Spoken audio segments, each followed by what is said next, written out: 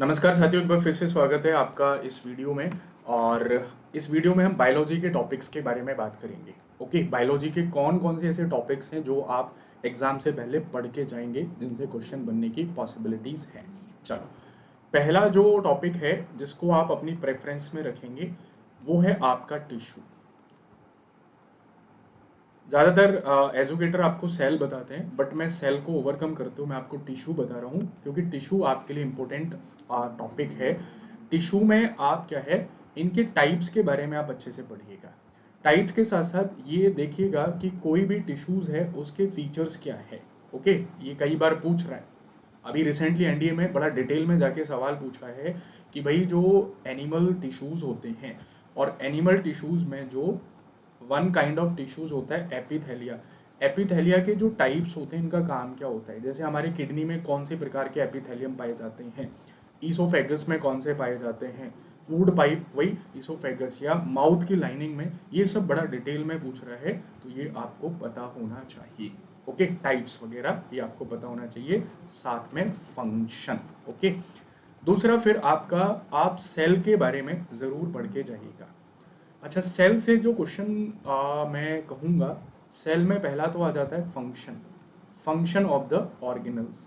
Okay, organs के functions आपको पते होने चाहिए। साथ में ऑर्गन्स के फंक्शंस के साथ आप जो अप्रोच करेंगे वो है टाइप्स ऑफ सेल। मतलब सेल के जो टाइप्स होते हैं, कैसे सेल डिफरेंशिएट करती है एनिमल सेल प्लांट सेल से, यूकेरियोटिक सेल प्रोकैरियोटिक सेल से। तो ये आपको बेसिकली पता होना चाहिए। तीसरा जो टॉपिक है वो आप अप्रोच करेंगे, वो आपका रहेगा प्लांट के अंदर। आप चले जाइएगा प्लांट रिप्रोडक्शन। बड़ा क्वेश्चन पूछ रहा है एनडीए में, मुझे लगता है 3-4 बार पूछा जा चुका है। प्लांट रिप्रोडक्शन के अंदर प्लांट के जो ऑर्गन्स होते हैं, जिसको हम प्लांट मॉर्फोलॉजी कह देते हैं, प्लांट के जो पार्ट्स हैं, इन पार्ट्स के फंक्शंस, इसमें रिप्रोडक्टिव पार्ट्स कौन से हैं, नॉन रिप्रोडक्टिव पार्ट्स कौन से हैं, ये आप देख लीजिएगा।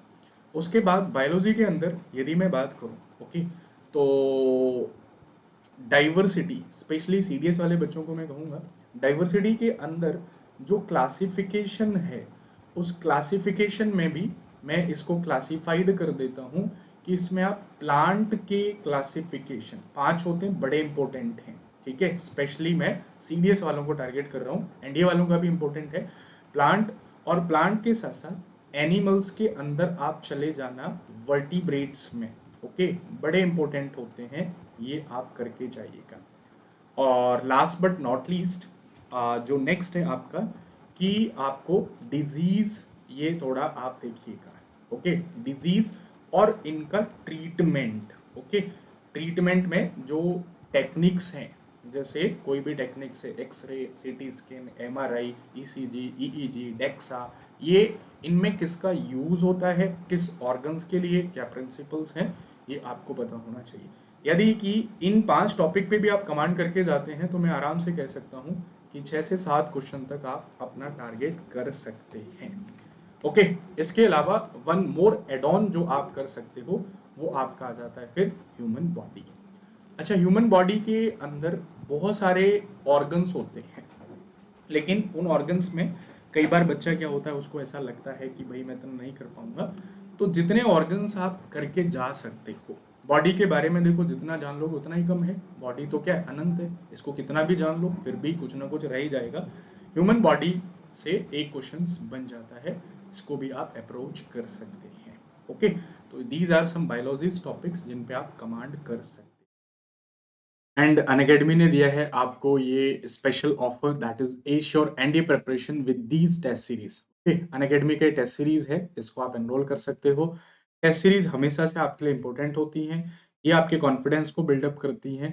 इसमें test as per the latest examination pattern, इसमें आपको मल्टीपल टेस्ट मिलेंगे जिनको आप दे सकते हैं। Test are curated and reviewed by expert, expert के द्वारा इनको बनाया गया है। NDA mathematics full length test series, GAT and the mix sectional test series. ठीक है, तो इसको भी आप क्या है, एनरोल कर सकते हो। नंबर ऑफ क्वेश्चन जितने ज्यादा लगाओगे उतने ही आपको कॉन्फिडेंस आए। ओके, तो एनरोल नाउ इट, यूज करने इसको एनरोल करने के लिए आप SS30 कोड भी यूज कर सकते हैं। चलिए, जय हिंद, जय भारत।